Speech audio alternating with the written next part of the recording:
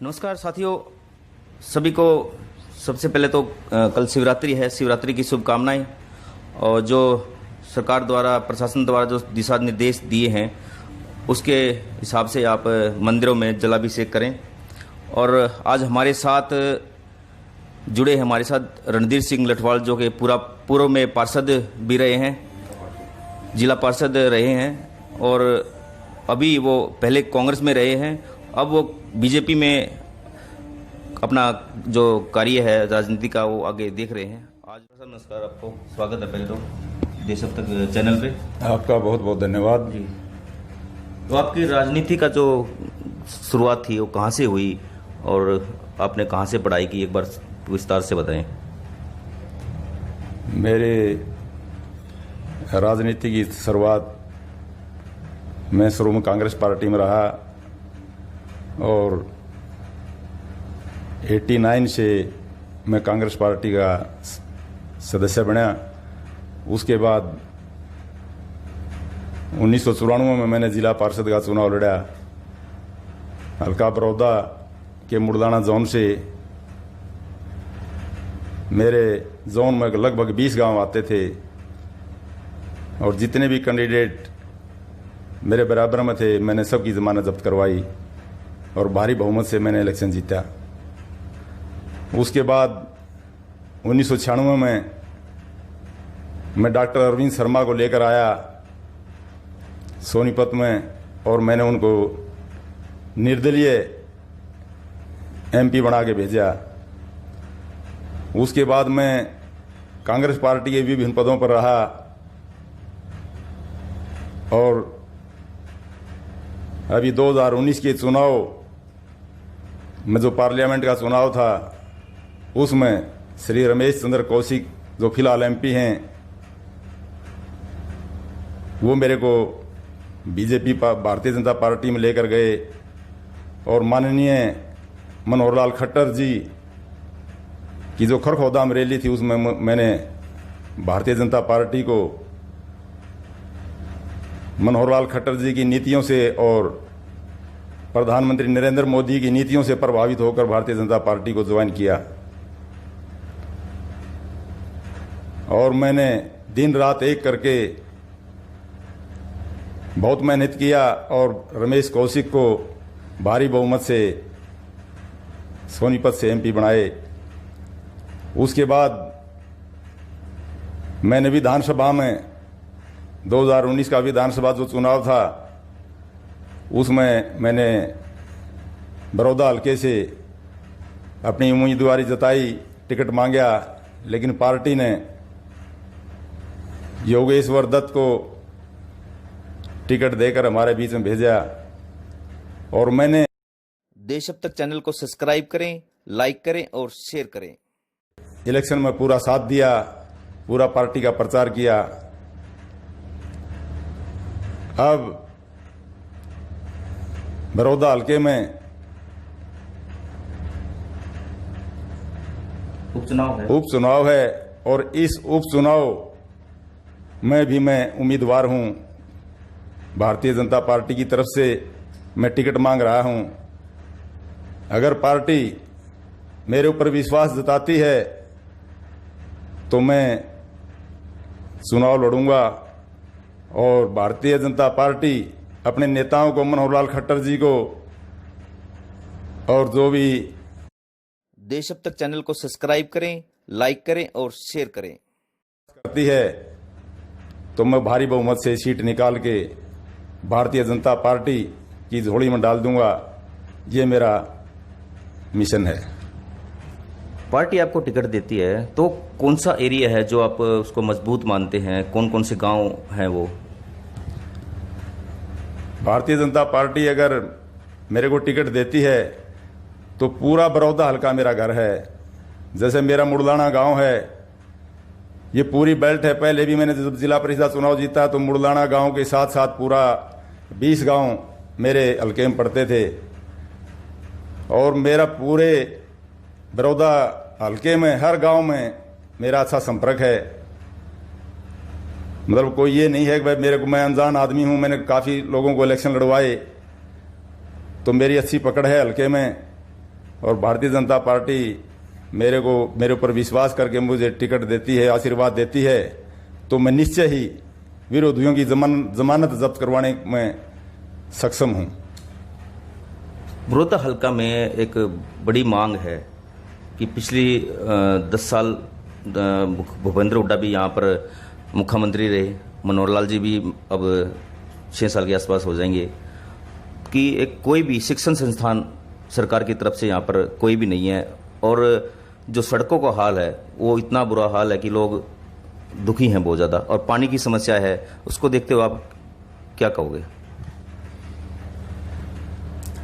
अगर पार्टी मेरे को मौका देती है तो मेरा फोकस सबसे पहले बिजली, पानी, चिकित्सा, शिक्षा और रोजगार की तरफ रहेगा।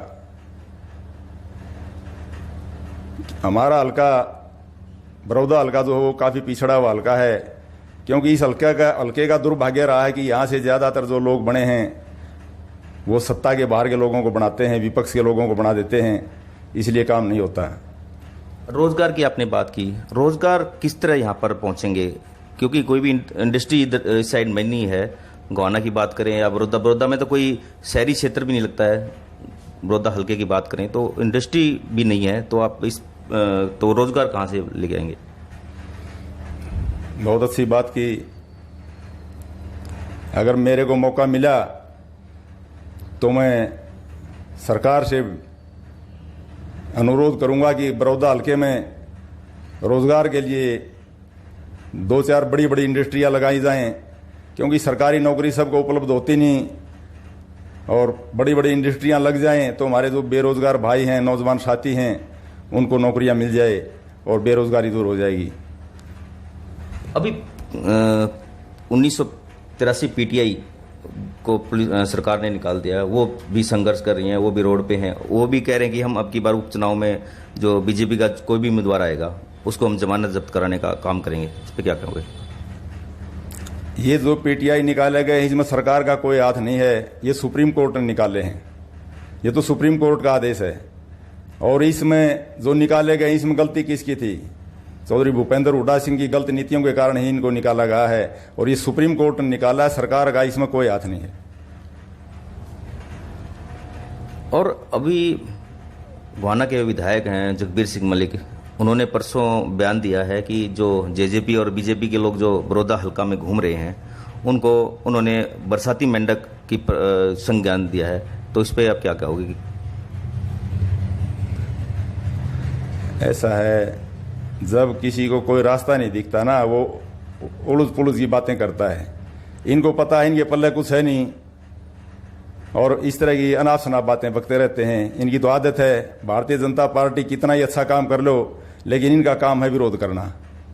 इनके विरोध करने से कुछ नहीं होगा। पूरी हरियाणा की जनता भारतीय जनता पार्टी के साथ है, 36 बिरादरी भारतीय जनता पार्टी के साथ है, और भारतीय जनता पार्टी किसी भी कैंडिडेट को मैदान में उतारेगी तो वो भारी बहुमत से जीतेगा। आप भूपेंद्र हुड्डा के काफ़ी नज़दीक रहे, उनके संघर्ष का जो समय था आपने उनका पूरा साथ दिया। ऐसा क्या कारण रहा कि आपने उनको छोड़ने का मन बनाया?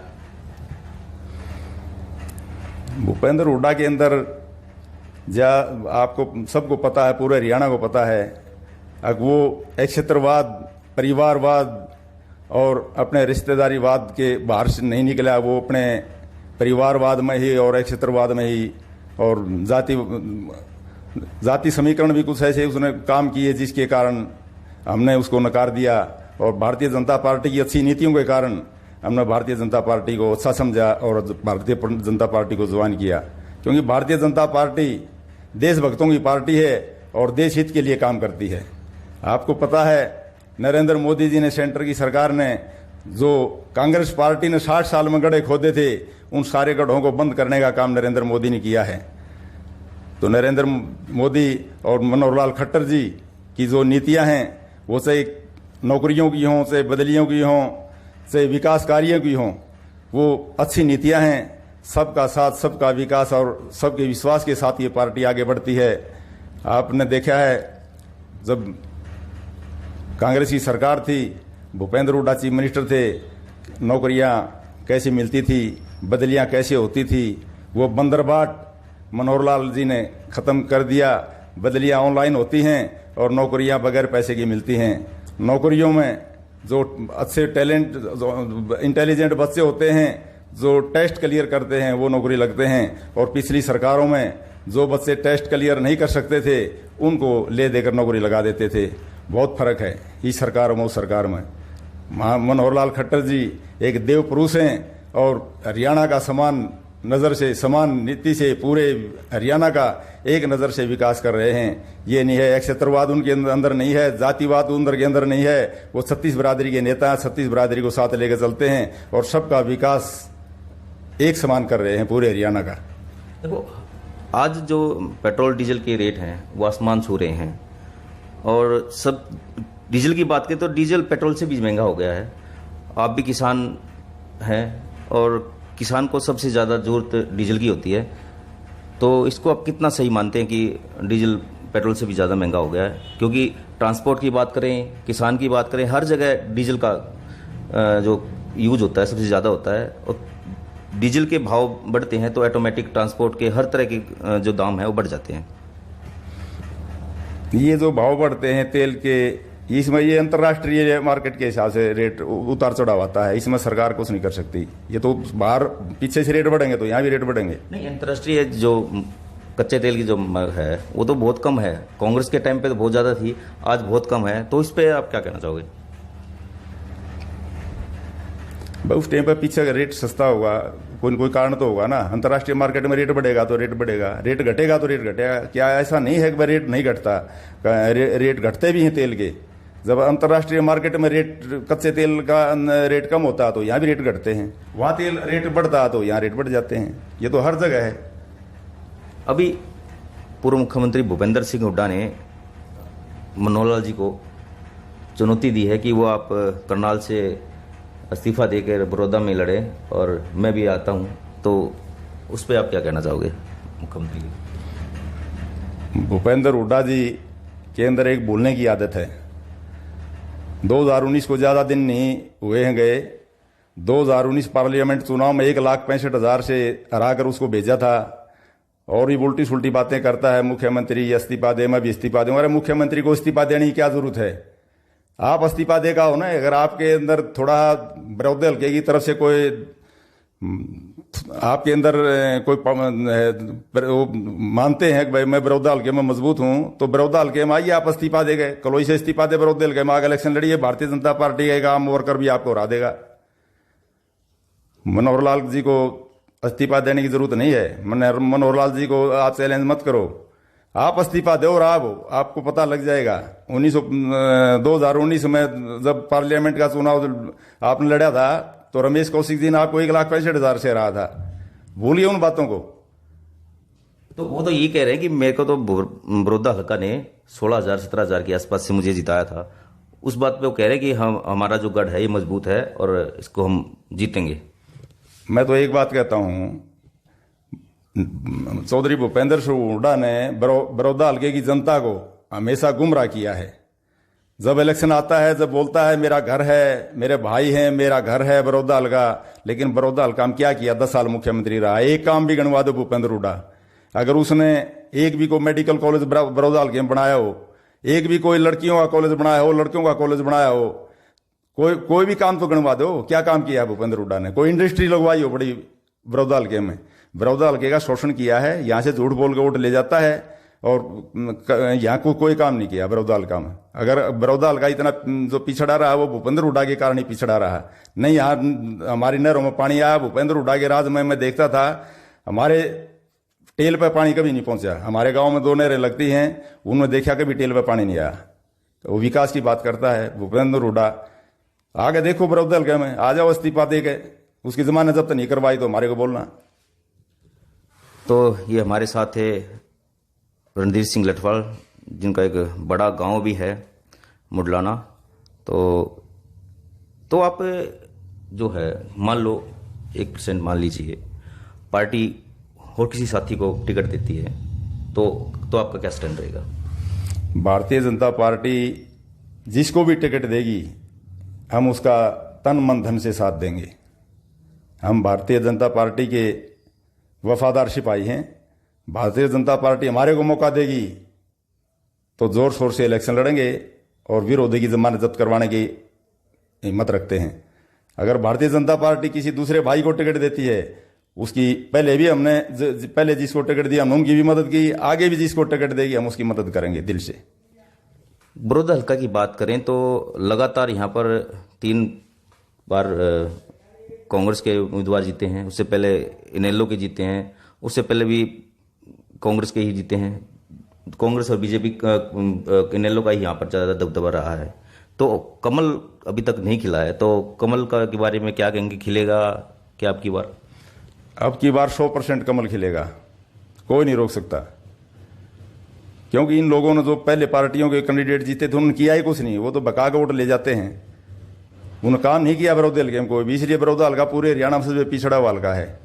अब की बार लोगों को समझ आ गई है कि ये लोग जो आते हैं ये झूठ बोल के वोट ले जाते हैं, लोगों को लूटने का काम करते हैं और जीतने के बाद बड़ौदा हल्का की कोई सुध नहीं लेता।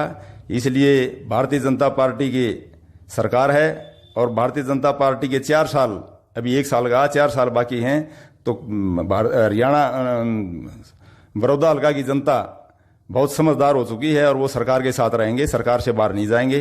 भारतीय जनता पार्टी के कैंडिडेट को भारी बहुमत से जिताएंगे। आपको हमारी जो इस कार्यक्रम हम आगे भी जारी रहेंगे, आगे आपको और भी किसी नेता से परिचित कराएंगे। और हमारे से जुड़े रहने के लिए हमारे चैनल को सब्सक्राइब करें और कमेंट्स करें। कोई इसमें कोई हमें आपको कोई कमी लगती है तो उसको हम सुधारने का काम करेंगे। और जुड़े रहें हमारे से। देश अब तक चैनल को सब्सक्राइब करें, लाइक करें और शेयर करें।